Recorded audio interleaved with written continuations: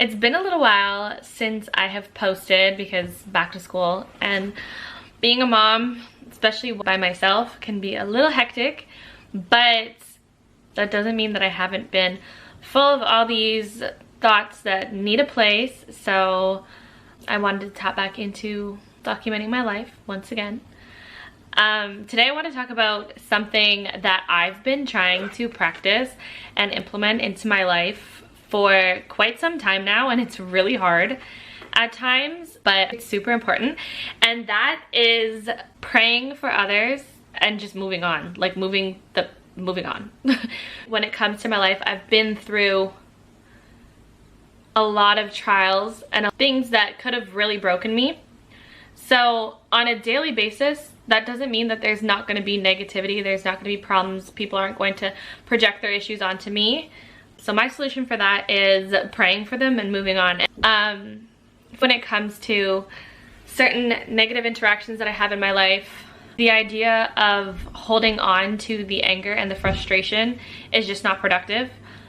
It can take the smallest instances. For example, just the other day, I was going into the Tim Hortons line and a lady cut me off, and I could have been reactive. I could have flipped her off. I could have, went around her and cut her off, like added to the problem. But instead, it's gonna sound ridiculous, a little life hack for me, because sometimes prayer does come natural to me, but in certain circumstances, when I have frustrations built up, or just like a little bit of like anger that wants to get out, it doesn't flow as easily as it does. So I'll pull up ChatGPT and type in a description of whatever the circumstances are that I'm going through. So I typed to ChatGPT, I said, please give me a prayer for the miserable woman who cut me off in the Tim Hortons line. And then they said, dear God, I lift up the woman who cut me off today, asking you fill her heart with peace and love, whatever may be troubling her. I pray you ease her burdens and guide her towards kindness. Help me to respond with grace and patience, to let go of frustration, and to keep my heart open to understanding. Remind me that we all have difficult days, and may I always choose compassion over anger. That is top tier. I said it twice. Saved it just in case it ever happens again, because there's always going to be a miserable person that will cut you off. It's just inevitable. If that's not the case for you, you're really lucky. But yeah, I saved that, and now that's my go-to. This boy's always here. Now that's my go-to for whenever I have a miserable person cut me off in line when I'm at Tim Hortons or anywhere else. There's always little ways, and that's one of them for me.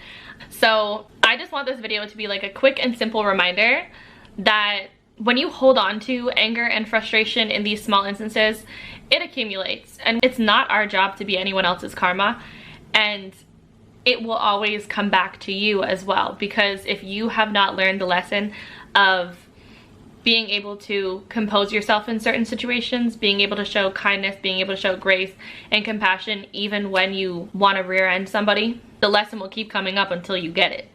I know you're not supposed to like chat GPT and drive, but I was parked because the line was long. Clearly that's why she cut me off. But yeah, that's like a simple thing, and I think it's so important that in situations we give our problems, we give our frustrations, we give our anxieties to God, because even the small things will be tended to by God. If you keep doing the same things for your whole life, there will never be any kind of change. And that lady was well into her later years, and I bet she's been cutting people off for decades. Been a menace for decades, ruining people's days for decades, and I'm like, stops with me. You're not ruining my day. I pray you have a good day and you stop doing things like this. But yeah, it's super important for us to take responsibility for the things that are within our control, and our reactions are within our control. I believe that when we communicate with God in these situations, that's when clarity comes in. That's when peace comes in, that's when understanding comes in, and we don't always have the answers. God always does. Like I said, we do not have to be anyone else's karma. If that is the case, this world will be completely mad. When we move on from those situations, that gives us the opportunity to think about the things that truly matter. Like, where am I going after I'm in that line? What am I doing with my day? How can I make myself feel as though I'm moving closer to my goals, my aspirations, and being the best person that I can be.